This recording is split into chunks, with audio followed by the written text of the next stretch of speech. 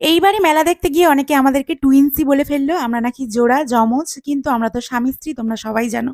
আর এখানে ফুচকা খেতে গিয়ে জামাটা পুরো করে ফেললাম নোংরা। কারণ ফুচকাটা এক হাত দিয়ে খেতে যাচ্ছিলাম আর এক হাত দিয়ে ব্লগ ভিডিও বানাচ্ছিলাম। তারপরে একটা বাচ্চাদের মতন বেড়ি কিনে আনায় বর্মশাই আর বাড়ির সবাই মিলে আমাকে খ্যাপাতে থাকলো। এই বয়সে বেড়ি পরে কি লাভ? নমস্কার সবাইকে। আমি রেণুকা চলে এসেছি একটা নতুন ব্লগ ভিডিও নিয়ে। ব্লগ ভিডিওটা শুরু করলাম তোমাদেরকে নিয়ে। আর আজকে যে মেলায় গেছিলাম মানে সেই ভিডিওটাই এডিট করতে বসেছি।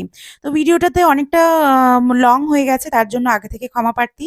জানি তোমরা দেখবে না তবুও তোমাদের জন্য মেলায় যাওয়ার ব্লগ ভিডিওটা আপডেট করলাম।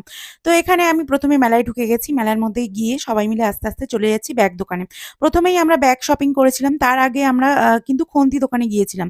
রান্না-বান্নাতে খন্তি না হলে কিন্তু চলে না। সেইজন্য আমার সবথেকে আগে নজর ছিল রান্না-বান্নার জিনিসপত্রের উপর। কারণ রান্নাটাই হলো আমার কাজ।